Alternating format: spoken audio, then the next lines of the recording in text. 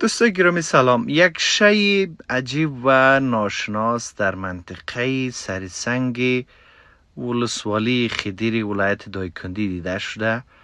مثلا شما میبینید در این آسمان است و بسیاره ها نظرات زیادی را دادن و بعضی ها گفتن که این فتوشاپ است، بعضی ها گفتن که خب با شوخی گفتن نظر بکنه، ولی به هر حالی رو بررسی بکنیم.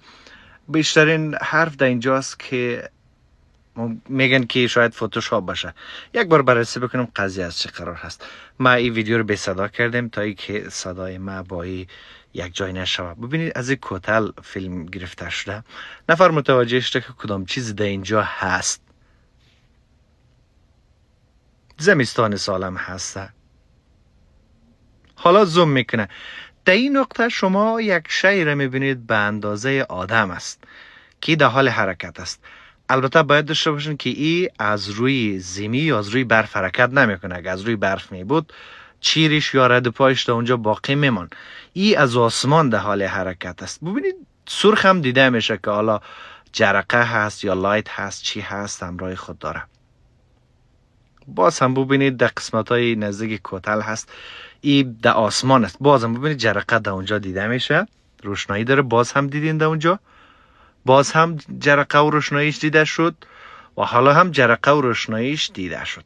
خب بسیاری ها گفتن که این فتوشاپ است، این اورلی کرده. اگر فتوشاپ باشه دوستای گرامی، همزمانی که کامرا حرکت میکنه او شی نسبتا ثابت باقی بمانه، ولی شما ببینید که با حرکت کامرا همو ابر و همو شی همزمان با هم دیگه حرکت میکنه، یعنی لرزش ویبریشن داره و این موضوع ادیت بودن از رو کاملا زیر سوال میبره. این ویدیو واقعیت داره. من مثلا به عنوان کسی که ادیت کار هستم تایید میکنم که همچین چیز در این ویدیو دیده میشه. این واقعیت داره، در این منطقه بوده. حالا یکی چی بوده چی نبوده مشخص نیست. ممکن است کسی کدام بالونی را داخل شم مانده باشه، آزاد کرده باشه، طرف بالا رفته باشه، چون شم وقتی که هوای داخل بالون از سوختن اونجا سبک میشه این بالا میره. یا ممکن است که این چتربازی باشه با یک لباس مشخص در یک پهپادی که در آسمان باشه وصل باشه و پایین آمده باشه، در اینجا به خاطر موضوعات تجسسی و جستجو آمده باشه منطقه رو بررسی بکنه. یا بعضیا گفتن که بوجی باشه.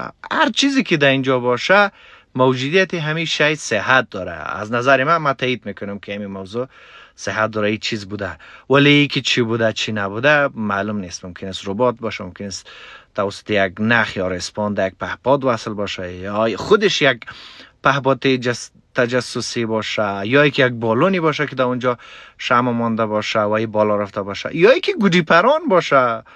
این گزینه ها بوده میتونه. یا که بعضی خلطه پلاستیک دمو تو شمع داخلش مانده باشه، هوایش سبک شده بالا رفته باشه.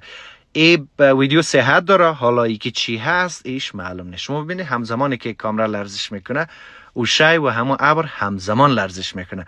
اگر این فتوشاپ می بود او ثابت باقی مون. یعنی از نظر من موضوع صحت داره. یعنی میشه در آسمانی این منطقه دیده شده. حالا منطقهش گفته شده که سرسنگ ولسوالی خدیری ولایت دایکندی بوده.